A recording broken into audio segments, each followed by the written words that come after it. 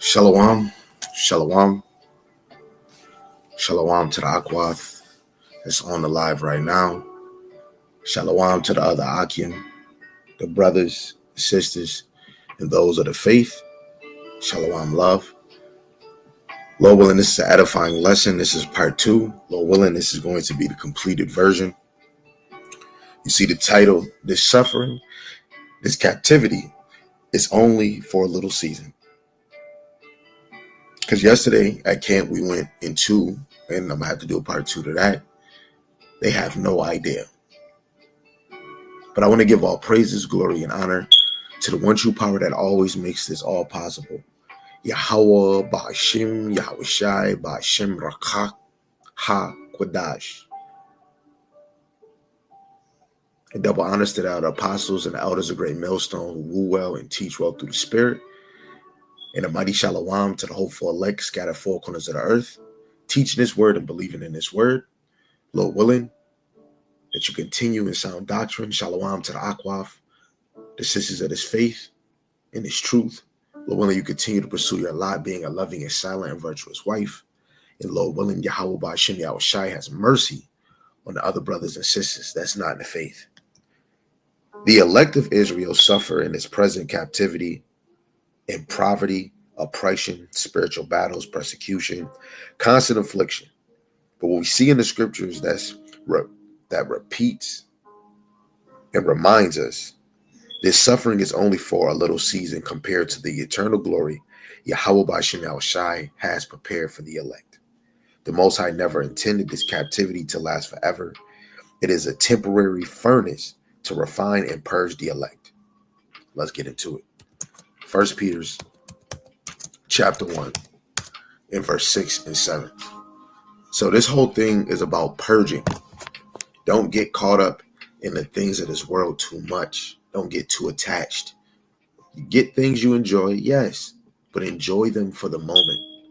This is 1 Peter chapter 1 verse 6. Wherein ye greatly rejoice, though now for a season, if need be, ye are in heaviness through many foes' temptations, that the trial of your faith, being much more precious than of gold that perisheth, though it be tried with fire, might be found unto praise and honor and glory at the appearing of Yahweh Shai HaMashiach. Even more, let's get some more off of this lamb chop. In the NLT, these trials will show that your faith is genuine. 1 Corinthians, the 13th chapter, verse 5. Examine yourself. In the NLT, examine your faith to see if it's genuine. Test yourself. And this trial right now is to test your faith. And then the MOTB, the feminine of the word, Jacob's trouble, that is the exam. That is the extreme test. It is being tested as fire tests and purifies gold. Though your faith is far more precious than mere gold, right? Your faith is more precious than fine or mere gold.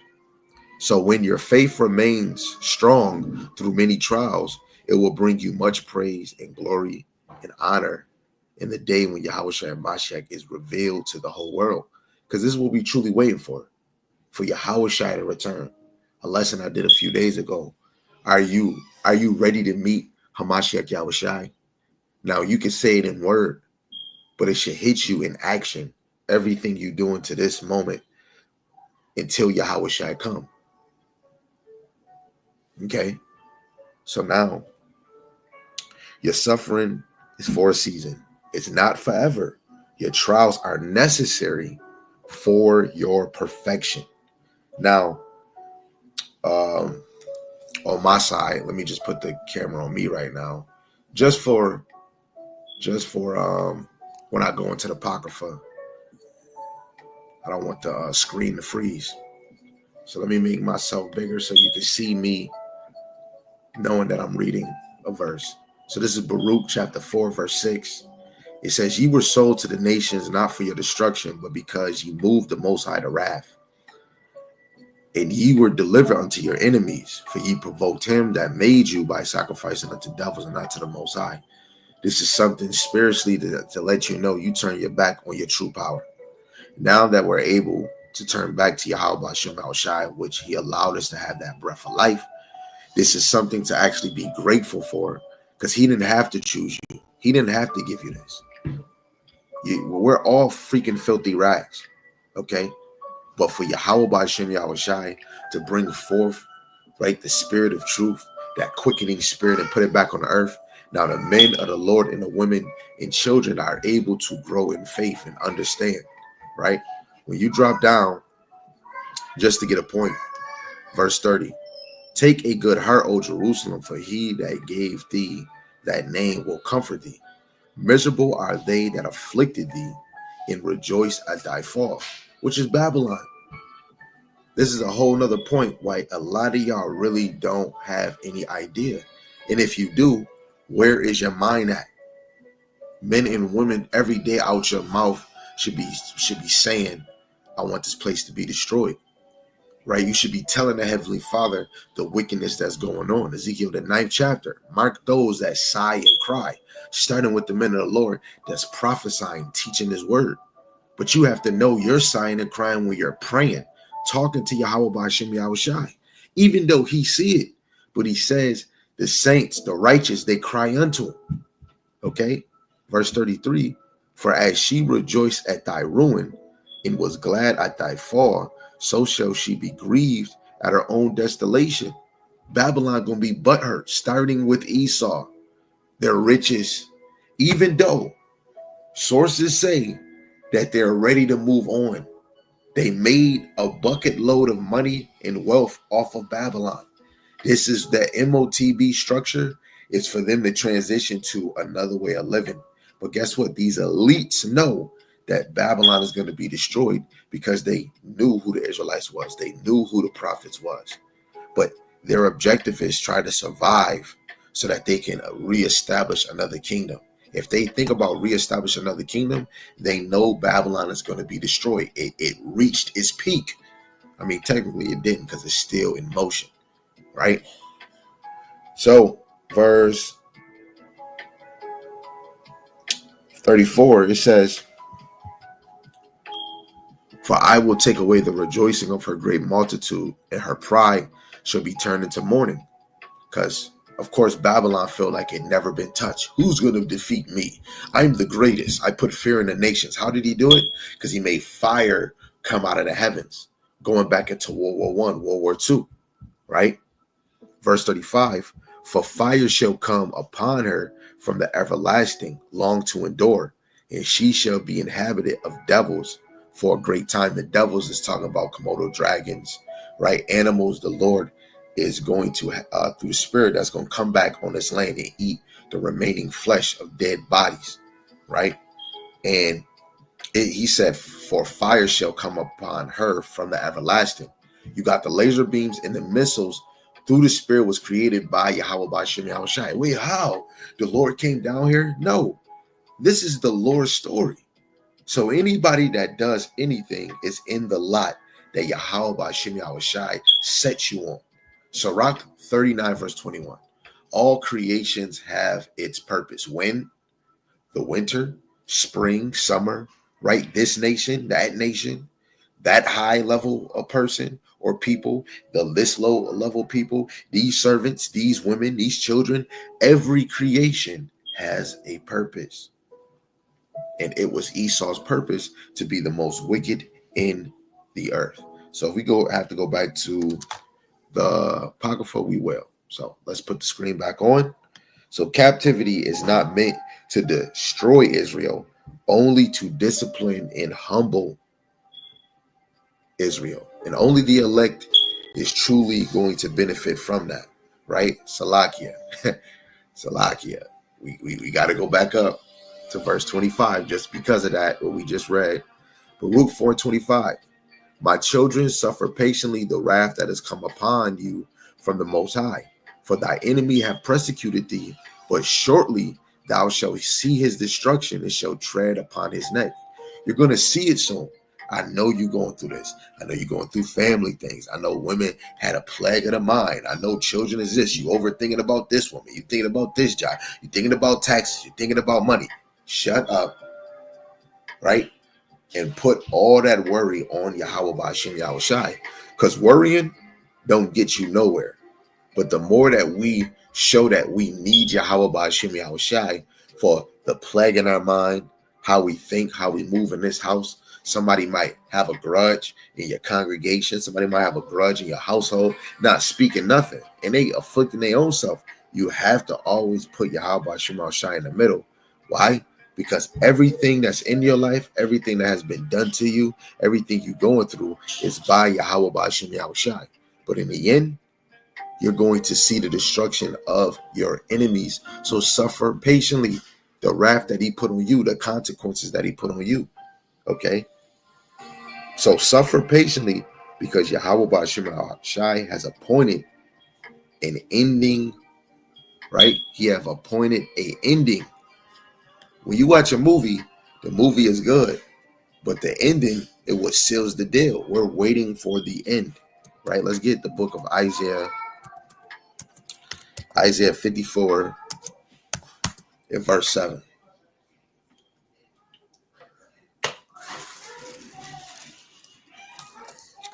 Isaiah chapter 54, verse 7. For a small moment have I forsaken thee. For a small moment, Yahweh Ba'ashem Yahushai abandoned us, right? But with great mercies will I gather thee. Right now, he's showing mercy because the breath of life is back on the earth. And the men of the Lord are teaching and gathering the elect by what? Hey, come this way. No, we're not doing the action. We're gathering the elect through a lesson, through the breakdown, through the understanding to edify and build you up, to know what happened, what was said that was going to happen, prophesied who the Heavenly Father, who the Son is, what his real name is, showing you the false prophets, right? We even speaking about ourselves. We correcting ourselves. We're correcting one another. When brothers go off, when you slip the tongue, the order of women, the order of man, even your children. And we speaking about niggas. We speaking about the other nations. We're gathering the sheep by the wisdom, knowledge, understanding. In a little wrath, I hid myself from thee for a moment.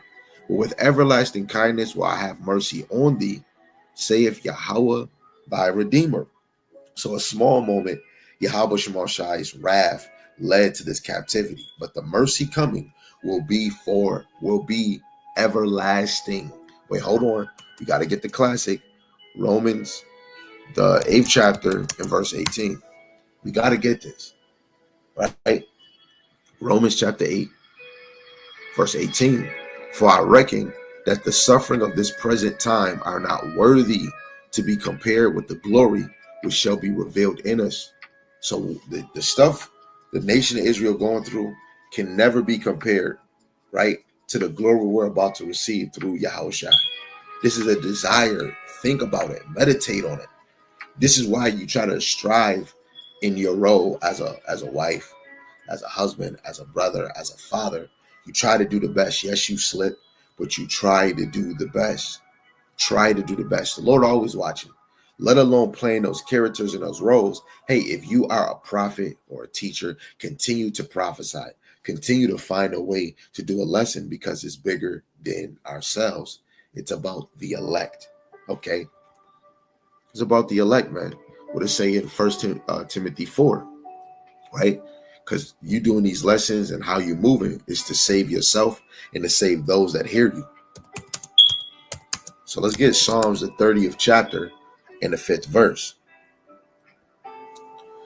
It says, for his anger endure for a moment. This is the anger of the Lord in his captivity. Wherever Jake is at, this is the anger of Yahweh Shemal Shai. And his favor is life, right? And right now, we have Yahweh Shai through the Spirit. That is his favor. That's that grace. Weeping may endure for a night, but joy cometh in the morning. And that truly is going to be when Yahweh Shai returns. Compared to eternity, this captivity is nothing but a blink.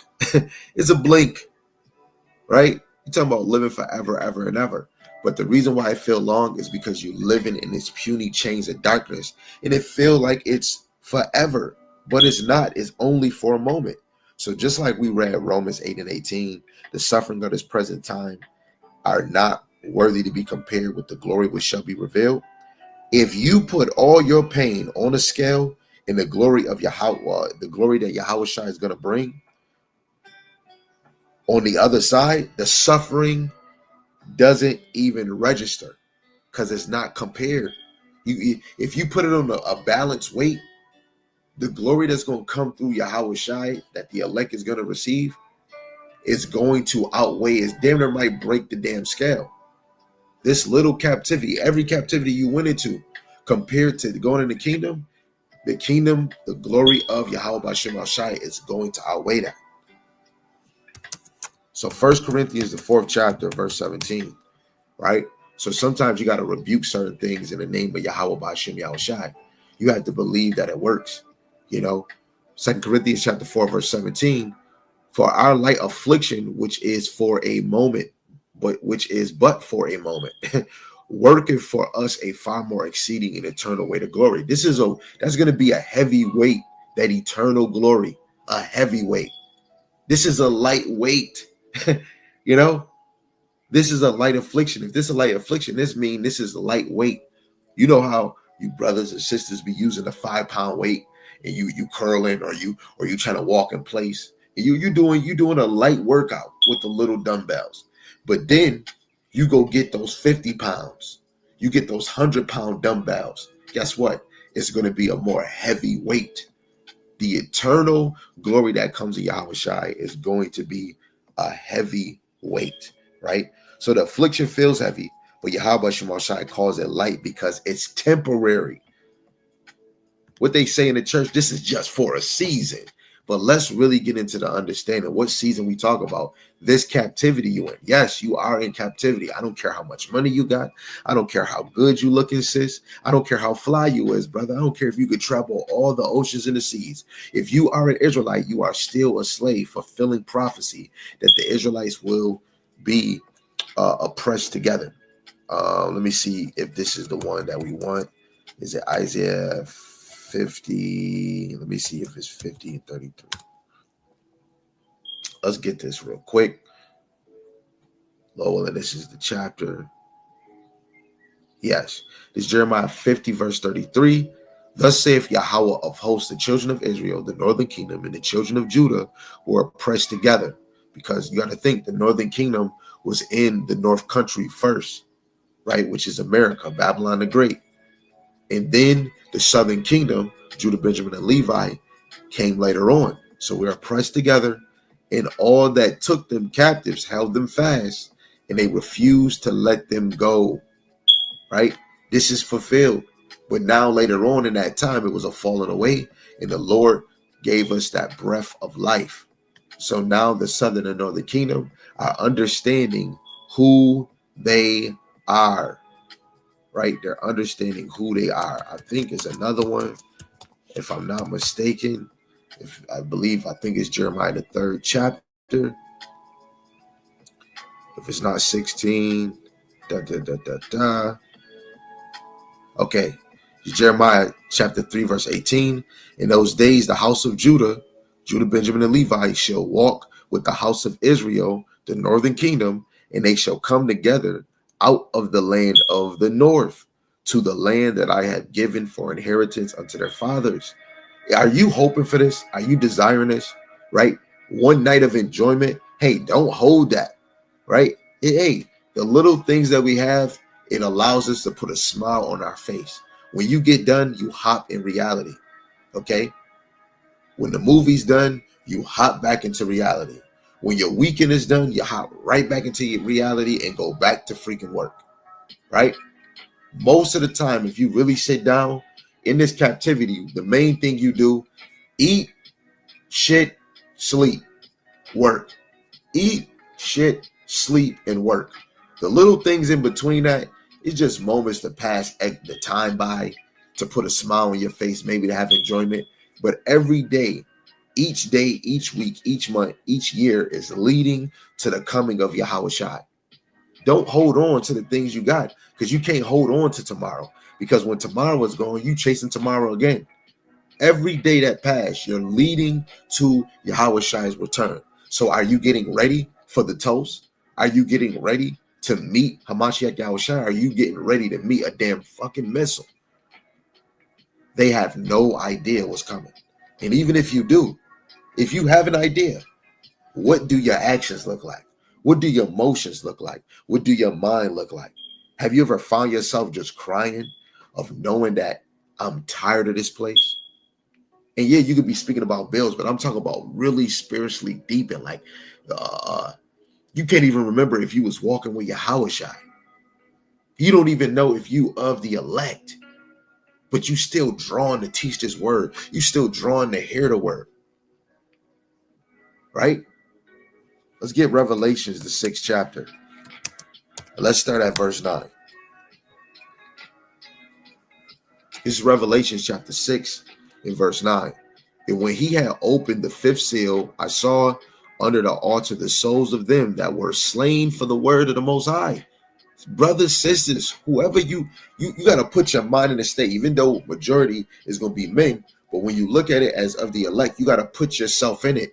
If I strive to the end, what if I'm one of them ones that have to be slain for this word? Do you think you willing? Thou sayest. I could say, I'm telling you, I'm willing. But every day that leads to this, you're examining and strengthening your faith. So if this become a reality, you don't fucking renege, man. You don't want to be another Peter. Don't deny your faith. Don't deny who you following. And for the testimony which they held, and they cried with a loud voice, saying, How long, O Yahweh B'Shem Shai, holy and true, doest thou not judge and avenge our blood on them that dwell on the earth? What did in the parable where this lady kept asking this man for to avenge her, and he got tired of this woman kept saying avenge. Later on, he's gonna say, you know what? Of course the Lord is gonna avenge his elect. When you go to Revelation 18 and 20, it says, I have avenged the apostles and the prophets off of her. He speaks first about the men of the Lord. But if the men of the Lord have got avenged, the rest of Israel did too. Okay? Because everything is in order. Okay? And white robes were given unto every one of them. And it was said unto them that they shall rest yet for a little season, until their fellow servants also and their brethren that should be killed as they were should be fulfilled. You got brothers and sisters that's in the spirit world just for the testimony of the word. Then you might have brothers and sisters in this time that we in right now that might be in the spirit world waiting for that time until Yahweh Shai comes and all things is fulfilled. Get ready. Shit is not about to get good. It's going to get worse for it to get good. Okay? Even the martyrs were told, wait a little season. The appointed salvation timetable is present. Let's get another one just to speak about martyrs. Revelations, the 20th chapter. I don't know if I'm this, but it's a reality to be like, what if you are? I have to prepare my household. I have to prepare whoever's around. And you have to prepare the other sheep, because what if it's you? Revelation 20 and 4. And I saw the thrones, and they sat upon them, and judgment was given unto them. And I saw the souls of them that were beheaded for the witness of Yahweh Shai and the word of the Most High, and which had not worshipped the beast, neither his image, neither had received the mark, the charagma, upon their foreheads or in their hands. and they lived and reigned with the Mashiach 1,000 years, right? That is in that kingdom where things is established within that 1,000 years. But the main point is before that kingdom, it's going to be people getting martyred for this ministry. So we're leading to famine of the word, the MOTB, which if you don't take the MOTB, Revelations 13:15, if you're not worshiping this beast, you're going to be killed. You're going to be put to death. Then you got Jacob's trouble. Yo, it's about to unravel whoop ass in many different angles. Okay, let me just get that because I referenced that. So let's get Revelations 13:15. Through the spirit, I'm afraid, man. I mean, in the flesh, because I'm still human. In the spirit, I'm being strong because I know this is all Yahweh B'Shem Yahushai. Because when you really get scared and then the ministry getting tested, your faith, that's where it's going to show if you was really about this. Everybody get to watch TV. You get to chill in the game. I believe we saying it and walking it now. Wait until shit hit the fan. We gonna really see if you was really serious about Yahweh B'Shem Yahushai. That's when we know. When Yahushai got taken, we seen Peter denied. Because now you're getting battle tested. All that stuff you was doing, all that stuff you was saying his name, Lord, Yahweh B'Shem Yahushai, Yahweh B'Shem Yahushai. Matthew 7:23, man, I prophesied, I cast out spirits in your name. Man, I don't know you. Okay? When we get battle tested, when it really happens, we gonna see who really about faith. This Revelation 13:15. And he had power to give life unto the image of the beast, and the image of the beast should both speak and cause that as many as should not worship the image of the beast should be killed. And that's that new system, which is a reflection of Rome, this new world order. Okay? The image is a reflection of Rome, because this is Rome 2.0 kingdom. And the image is the system, new world system. Just like when you look at King Antiochus in the time of the Maccabees revolt, he said, let us all be one people. This world is about to change, not for you, right? It's changing in the direction Esau want to take it, but it's all to fulfill Yahweh B'Shem Yahushai's will. Esau has to fulfill his lot too. These prophecies that pertain to him, he has to fulfill. And even though he know all of this, like Jeremiah said, why won't he try to do something else? Why won't we see the charagma here, he knows this. Why won't he try to do something else? Because he can't break the script. That's like an actor. When you're watching a movie, you can't break the script. You got to follow the lines. Right? Everybody following the lines, regardless if they know or if they don't know. Okay? So now, let's go to the other classic that we love to bring out. Zechariah, the 13th chapter, and verse 9. Zechariah 13, in verse 9, it says, and I will bring the third part through the fire, and I will refine them as silver is refined, and will try them as gold is tried. They shall call on my name. This is why the name is very important, right? Ask yourself, what is the name of the Heavenly Father and the Son? Well, I'll tell you, Yahushai. And I will hear them, and I will say, it is my people, and they shall say, Yahweh is my power. It's that 1/3 that's coming out of Babylon. And even though it's other elect, four corners of the earth, which, Revelation 7 and 9 is a great multitude. Are you desiring to be translated, to get beamed up? Yes, me. What does the action look like? Your words should be a reflection of your action. Your action should be a reflection of your words. And your words and your action should be a reflection of what's in your mind. Right? Matthew 6 and 21. Right? Wherever your heart is, that's your treasure. Okay? I got to put myself on the screen one more time. I mean, probably two more times just for these precepts. Let's get Wisdom of Solomon.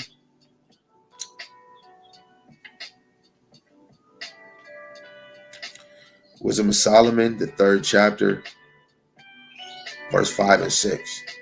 And having been a little chastised, They shall be greatly rewarded, for the Most High proved them and found them worthy for himself. That's that 1/3, 144,000, which is a part of that 1/3, because 1/3 is millions. It's millions. As gold in the furnace have he tried them and received them as burnt offerings. The 144,000 is part of that burnt offering, and the rest of you elect is a burnt offering, right? Unto Yahweh Ba'ashem Yahushai, right? Are you presenting yourself, right? So a little chastisement and greatly rewarded. That's the pattern of the Most High. Hebrews, the 12th chapter. He chastised those he loved. You're really loved by Yahweh Ba'ashem Yahushai. The thorn that you're going through, the problem that you're going through, it's the love of Yahweh Ba'ashem Yahushai. Do you see it? Every day you should be able to see it. If you got to go to work, you got to pay taxes, right? Be late on your rent. Look how they afflict. Yo, you are in a low estate. You are the tail smelling shit, man. Right? Let's go to 2nd Ezra, the 6th chapter. Right? A lot of us, we imitate that, or we act like we do want to hear the word. And the word come out, we get distracted with other things. It's times where I find myself, even if my mind is somewhere else. A lot of time, children, women, men, the word coming out, they distracted. They could be playing the live, ain't doing nothing on the other side, and be distracted. You got children, you got women, and you got men that say they believe and they don't show action. You got grown-ups that say they believe, but let somebody ask them a question. What make you believe? Now, yes, they can give you an answer, but then you go to them tomorrow. They might give you the same answer. But somebody that grows in faith is going to always have another answer, another one. Because coming in this faith, Yahweh Ba'ashem Yahushai is always doing something new in your life. He's always making you grow. If you've been in this truth for 5 years and you say you grew, guess what? That's another way for you to say something new to show you that you believe in him. Something new. Something came to pass. A disaster happened. Something happened to make you believe in him more. Let it sink in your mind. This is 2nd Ezra, the 6th chapter, in verse 27. For evil shall be put out. So evil shall be put out, and deceit shall be quenched. As for faith, it shall flourish. Corruption shall be overcome, and the truth, which have been so long without fruit, shall be declared.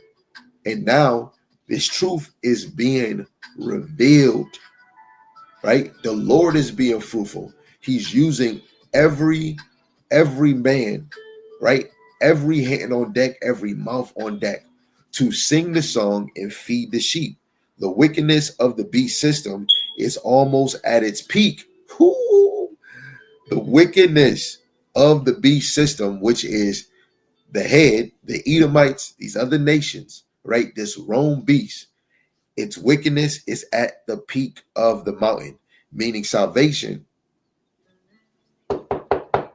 is at the door. Okay? Salvation is at the door. So let's go to the book. Let's go to the book of Luke 21, verse 28. Luke 21 and verse 28. And when these things begin to come to pass, then look up and lift up your heads, for your redemption draweth nigh. Now, I know some brothers and sisters, I know you probably looking up.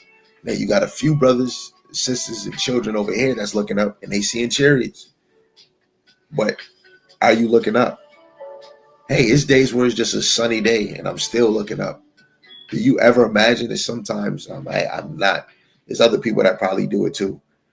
When you read, I think it's Acts the 7th or 8th chapter, and when Stephen was speaking about seeing the Father and the Son of the Most High on the right hand side, when I be praying, sometimes I try to visualize going past all the way in the sky, past the firmament, all the way through space, going to visualize the Father in his heaven and seeing Yahweh Shai and praying. Even though I can't really fully imagine it, but going outside, I'm depicting in my own mind. They're really there looking at all of us because we look like grasshoppers to them.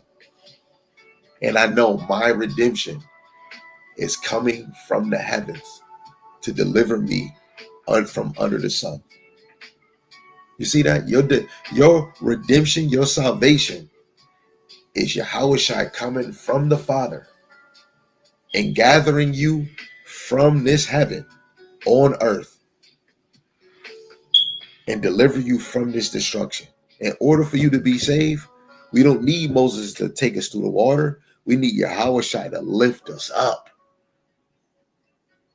You see, you walk through the water, through dry land where the Lord split.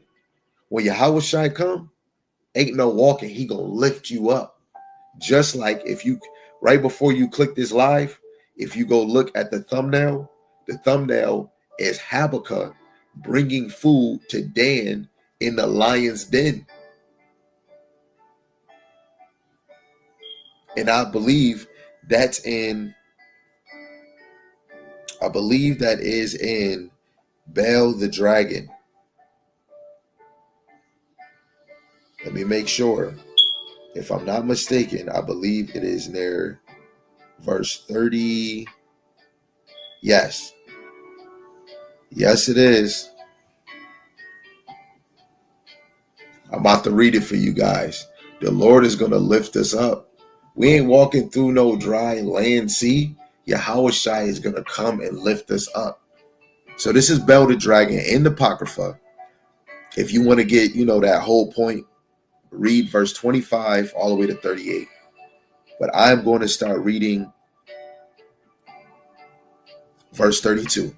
It says, "And in the den there were 7 lions, and they had given them every day 2 carcasses and 2 sheep, which then were not given to them, to the intent they might devour Daniel.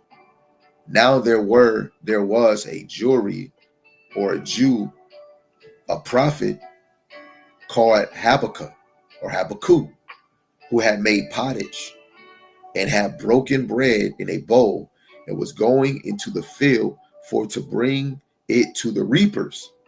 But the angel of Yahweh Shemashai said unto Habakkuk, Go, carry the dinner that thou hast into Babylon unto Daniel, who is in the lion's den. And Habakkuk said, Lord, I never saw Babylon, neither do I know where the den is. Then the angel of Yahweh Shemashai took him by the crown and bare him by the hair of his head, and through the vehemence of his spirit set him in Babylon over the den. And Habakkuk cried, saying, O Daniel, take the dinner which the Most High have sent thee. And Daniel said, Thou hast remembered me, O power, neither hast thou forsaken me or forsaken them that seek thee and love thee. The precept you want to align with this is Sirach Ecclesiasticus chapter 2, verse 10. And let's read it just for edification's sake. Sirach chapter 2, verse 10. Look at the generations of old, Daniel, and see, did ever any trust in Yahweh Shemashai was confounded, confused, or did any abide in his fear and was forsaken, abandoned, or whom did he ever despise that called upon him? Dan said, you didn't forget me. These are the type of precepts, line upon line, here a little, there a little. You want to think like, damn, that's a good point. So when Jacob's trouble come, guess what? You women that don't got a man and you come across a man of the Lord, don't matter who is in his house, because in the spirit, you're not going to care. You're going to know in that moment, the Lord did not forget you. Because if you ain't drawn to the man of the Lord, Isaiah 32:2, you might not make it.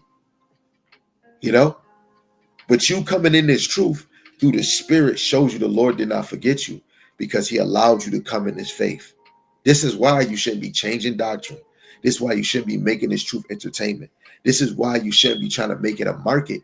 Because if you really was grown in the spirit and had discernment, you would know how merciful and generous Yahweh Ba'ashem Yahushai truly is. For everything that he has done, he's showing he has not forgot his people, Israel. He hasn't forgot you, sis. He hasn't forgot you, Ak. He hasn't forgot you. You in this truth, you got the name of the Lord. You're supposed to say, wow. Yahweh Bashem Al Shai, you did not forget. Wow, he did not forget. We're really living in the fulfillment of him bringing down the Rakah Kodash. He did not forget us. So again, the little season is almost over. Jacob's trouble is the final squeeze before deliverance. You know, when you trying to get the ketchup, the last mustard, the last drop of honey, it's the last squeeze. You get into toothpaste, you trying to brush your teeth, it's the last amount of toothpaste. And you rolling it up. And I know y'all know from y'all from the hood, you roll it all the way to the top and you try to get that last squeeze before you open up the new toothpaste. We're at the last squeeze. Come on, man. Like Sam say, all this shit about to be destroyed, man. We at the last squeeze, man. Okay? Let's get Revelations, the 2nd chapter, verse 10. We are at the last squeeze. Revelations 2 and 10. Fear none of those things which thou shalt suffer. Right? Fear none of them. This is why we learn it now, so you can get this temple in order. Don't fear those things, man, that we're going to suffer. Behold, the devil, that deceiver, manipulator, that liar, shall cast some of you into prison, that ye may be tried, and ye shall have tribulation 10 days. Be thou faithful unto death, and I will give thee a crown of life. Sirach 4 and 28. Strive for the truth until death, and Yahweh Shemashai shall fight for you. The brother Tony put the same precept we brought out earlier, which is beautiful. 2 Corinthians, the 4th chapter, verse 17. For our light affliction, which is but for a moment, worketh for us a far more exceeding and eternal way to glory. Again, this little thing is like holding and working out with 2 5 dumbbells. But that kingdom is like, 100-pound dumbbell. This is the glory that's going to come is a heavyweight glory, right? The brother put verse 18.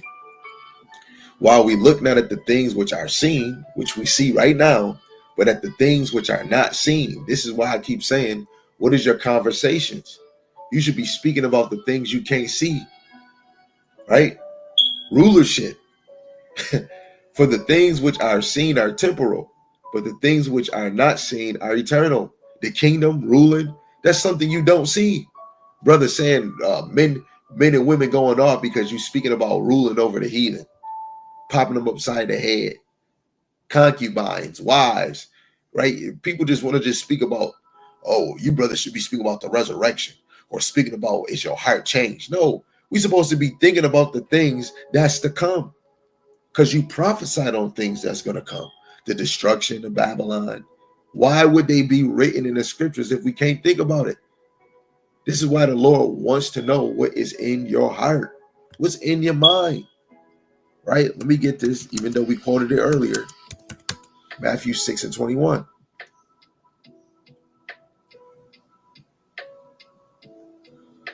Matthew 6 and 21, for where your treasure is, there will your heart be also, right? So wherever your mind is, that's your treasure. Day to day, where's your treasure at? Some people are just miserable. They hearts on money, a damn video game, being seen, all those other things. If your treasure, your mind is on Yahweh Shem Shai, your mind is on the kingdom, you thinking about dwelling with animals, and they ain't trying to bite you, immortality, that's your treasure. None of us can take that away. Call halayam la Yahweh ba'ashem Yahushai ba'ashem Rakah ha-Kodash. Beautiful. Tongue twister. Let me put that on the screen so that you can say it too. Say it. Call halayam la Yahweh ba'ashem Yahushai ba'ashem Rakah ha-Kodash. Right? For those that's new, Yahweh is the Most High God, which means He is, He to be, He exists. By Hashem in the name, Yahweh Shai, which means He saves, He delivers, right? He is salvation. By Hashem in the Rakah, spirit. Ha, the. Kodash, holy. Right? The Holy Spirit. Right? Those are the names you want to use, man. So faith during a little season equals a crown for eternity. Let's get Matthew the 24th chapter.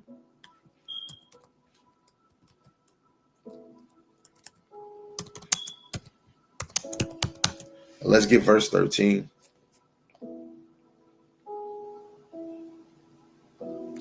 So Matthew chapter 24, verse 13. But he that shall endure unto the end, the same shall be saved. You're not enduring forever. You're enduring a set period, a little season, until Yahushua ends this captivity. This is not something for a long period. It's for a point of time, a little season. A little season. We've been here for 200. We've been here for 249 years. Well, most kingdoms, most empires last about 250 years. When you really look at it, you've been here for a little time. You know all the stuff that passed. What happened to the natives, the physical slavery, right? The no blacks allowed, right? We were separated. So many things happened, and now we in 2025. When you really look at it, time flew by. Because what if you close your eyes and you wake up, we in the time of Martin Luther King? We got a long way to go. We in 2025. Your mindset should be thinking, we about to be getting out of here. Because what's next? What is next? Okay? So, this captivity feels long because of the pain. But compared to the kingdom, it is nothing but a moment. Yahweh Shemashai never forsook his people. He appointed this little season to purify the elect, expose the wicked, fulfill prophecy, and magnify his son. Soon, the tables will turn, the elect shall rise, Yahushua will return, the wicked will fall, and Israel will rule forever. Suffering lasts for a moment, the kingdom lasts forever. Put that literally in your mind. Suffering lasts for a moment, but the kingdom lasts forever. We are working towards forever. Some of y'all just working for the moment, but us over here, we're working for the everlasting. We're working towards the forever. Are you working towards your forever kingdom? Are you working towards Yahweh's kingdom? Just because you gave $1 to a homeless don't mean you working towards the kingdom. Do you understand what's going on? Have you grew and elevate? Have you stopped saying the name Jesus when it comes to praying? When it comes to speaking about his word? Have you actually start saying Yahweh, Yahweh Shai? Are you having multiple conversations with the Lord? Are you able to see certain things in the spirit and be like, yep, that was Yahweh Bashem Yahweh Shai? Having your children, are you saying Yahweh Shema Shai to your babies, to your children, so they can say the name? Are you teaching your children? Brothers, are you doing lessons? Are you getting up? Are you doing lessons? Are you feeding the sheep? You want to do the most, anything that pertains to the will of Yahweh Hashem Yahushai. Because he said, whoever do the will of my father is my brother, mother, and sister. Are you trying to be a relative? Or are you trying to be a background character? This is bigger than ourselves. So let me get this in 1 Timothy, and I think we're going to close. I think we're going to close. This is 1 Timothy, the 4th chapter. Dropping down to verse 11. These things command and teach. Let no man despise thy youth, but be thou an example of the believers. You that know the truth, you're supposed to be an example of the believers, right? When it comes to being diligent, right? When it like each lesson out of nowhere is spiritually spontaneous. When you constantly, you just did one, then you just did another one, then you did another one. That's not about, oh man, that brother did 7. He did 3 back to back. No, are you edified? What they say in the world. Are you not entertained? No, are you not edified? But be thou an example of the believers in word, in conversation, in charity, in spirit, in faith, in purity. Till I come, give attendance to reading, to exhortations, to doctrine. For anybody that's on here, for the women, that's married or anything, you don't have to respond. But are you reading? Brothers, are you even reading? What chapter you reading? What book you reading? When's the last time you read? Okay? Give attendance to reading, to exhortation, encouragement. Encouragement where? In the doctrine. To doctrine. Right? Give attendance to exhortation, that encouragement through the scriptures. Give attendance to the doctrine. What is the doctrine? Give attendance to it. Okay? Neglect not the gift that is in thee, which was given thee by prophecy, with the laying on the hands of the presbytery. Meditate upon these things, give thyself wholly to them, that the profiting may appear to thee. May appear to all. Take heed unto thyself and unto the doctrine. So take heed to the doctrine. This is why, it's brotherhood over doctrine. No, the hell it's not. It's doctrine over brotherhood. It's doctrine over anything. How you gonna know the Lord? How you gonna know how to walk in the ways that the Lord wants you to be? How can you be a brother to a brother? How can you be a father? How can you be a wife? How can you be a leader without the doctrine? So take heed to the doctrine. Continue in them. So let's continue in the reading, the exhortation, and the doctrine. Let's continue in the gift. Let's not neglect it. Okay? Continue in them, for in doing this thou shalt both save thyself and them that hear thee. Right? I want to get saved. Saved is not just me. Saved is not me getting dipped in the water. Yeah, but when you know the truth shall make you free, which is true. But I want to get saved by what? Moses led you through the Red Sea on dry land. Yahweh Shai gonna lift you up. I want to be lifted up, man. Right? We can't stress this enough. I don't want this captivity to last another minute. Right? Soon as 60 minutes come, I want it to be over already. I wanted to be over yesterday. Okay, what is this Greek word for attendance?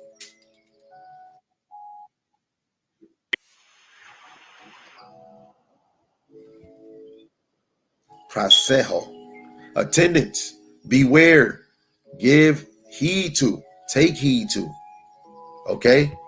The biblical usage: to bring to, be near, to bring a ship to land, and simply to touch at, put in, to turn the mind to, right? When you give attendance, you turn your mind to.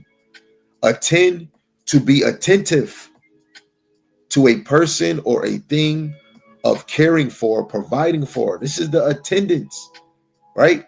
Give yourself attendance to reading. What have you read? What's the last book you read? Right? Give attendance to exhortation. Is you watching something that's encouraging you in Yahweh B'Shem Yahweh Shai? Give attendance to doctrine. Right? Keep going back over the understanding who's salvation for. Go back and get the understanding of the 12 tribes chart. Go back to the understanding the roles of a woman. Go back and get the understanding of how a woman shouldn't be speaking in the church, right? Especially when scriptures come out, you asking a question, you speak about the Lord. If you talking to a man of the Lord and he start going to the scriptures, guess what? Shut up. Hey, that might sound harsh. Be quiet. Literally, you should be telling your own self to shut up.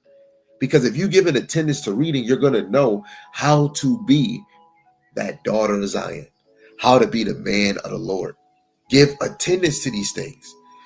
To attend to oneself, to give heed to oneself, give attention to, take heed, to apply oneself to, right? So when you give attendance, you're applying yourself to it. Attach oneself to. So when you give attendance to doctrine, you're trying to attach yourself to it. By what? What do we do when you learn the doctrine?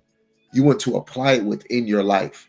Hold or cleave to a person or a thing. You're trying to cleave. You're trying to attach to the doctrine. I'm trying to see myself as the elect. but not just only by reading. I'm going to make it a reality by how I walk. The elect is thinking about the kingdom. Acts 1:6. Are you going to restore the kingdom, Lord? The elect is not trying to still be here. Every day you read, every lesson you watching, that little moment got you out of this reality. When you done with that live, you done with that lesson. If you don't continue reading or watching, guess what? You come back to reality. You see the weather outside. You see a Jake smoking a cigarette. You see, one day I'm sitting in a car at a gas station, and dude go knock on the window. You got hired? Are you kidding me? It's a lot going on, man. I want this shit show to fall so hard that it's gonna be hard for Jake to get crack. It's gonna be hard for Jake to get a cigarette, to get weed, strippers to slide down that damn pole because they can't get $1, right? Streamers, niggas ain't playing games. I want it all to get cut. Let me see if you really have faith. Let me see if you was about Yahweh Shem Yahushai. You know? A lot of us can't even answer a simple question. I'm speaking about men, women, and children. Somebody asks you how and why you believe in Yahweh Shem Yahushai. You better give a damn answer. You can't give an answer? You telling me that's not taking you back to the drawing board? Hold on. To be given or addicted to. This is what attendance means. To be addicted to the doctrine, to be addicted to exhortation. It says to devote thought or effort to. This is what attendance is. To be devoted to the thought. To give effort to the thought. Wait, hold on. Let's read that one more time. Right? 1 Timothy chapter 4, verse 13. Till I come, give attendance to reading. You got to be addicted to reading, to exhortation, and to doctrine. Be addicted to it. Why? Matthew the 6th chapter, verse 21. Your treasure is where your heart is. And anybody, like when you watching movies, women speak so highly about diamonds and pearls and fashion and all that. But when you see the things that the Lord done, you could tell you really believe. You could tell you're attracted to it because of your conversation. Then how you move. The Lord want to hear you talk about him. What does that? You're magnifying. Why in Sirach, the 17th chapter, verse 10, it says the elect praise my holy name. In order to talk about it, in order to praise the Lord, you have to speak on him. For me, if I can't answer how I believe in the Lord, what the Lord changed for me, if I can't say I don't know what to say, then you got to really say, do you think you believe? And then after all of that, what is you going to do? It's the action you make after. Now that we got this lesson to understand, and this captivity is only for a season, what is you going to do? I'm going to tell you what I'm going to do. I'm about to get unattached to things that I have. Get unattached to things that I want. Because if I get those things, all elements is going to be melted.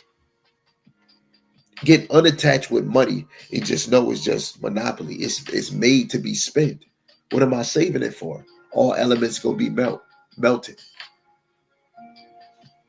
Let me strive to provide, but not strive for a career or swallows me up and take my time away from Yahweh Shem Yahushai, take me away from what he called me to do, which I believe I'm supposed to teach because he gave me the talent of speaking. He gave me the talent of the gift of gab. So I'm good where I'm at. For me, it's not the best. I wish I had way more money and all of that. But that money is not going to do nothing but satisfy me. So I'm going to put more attendance to reading, to exhortation, and the doctrine, because that what helps me mold my house. And reading, exhortation, and doctrine is over brotherhood, because this reading and the things that I'm reading and the exhortation and doctrine is going to help me be a better brother, a better husband, a better father, a better leader, and a better example, and a better shepherd, so that the elect can be the reflection of that example. Verse 12, let no man despise thy youth. Be thou an example of the believers. Be sincere. I'm not telling you I'm sincere. My actions, how I talk, How I move should show that is a sincere brother. But if you see me doing it, you can do it. And if you can do it, I damn sure can do it. We have to be an example of a believer. This is why I like Apostle Tahar, the other apostles, and the other men that are sincere in Great Millstone. Why? Because they're efficient, they're consistent, they're persistent, they're precise.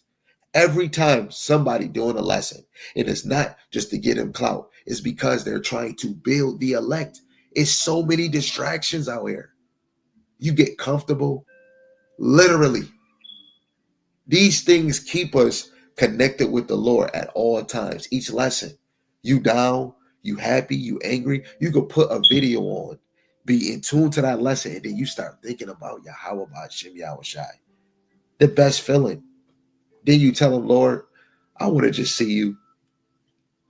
Right?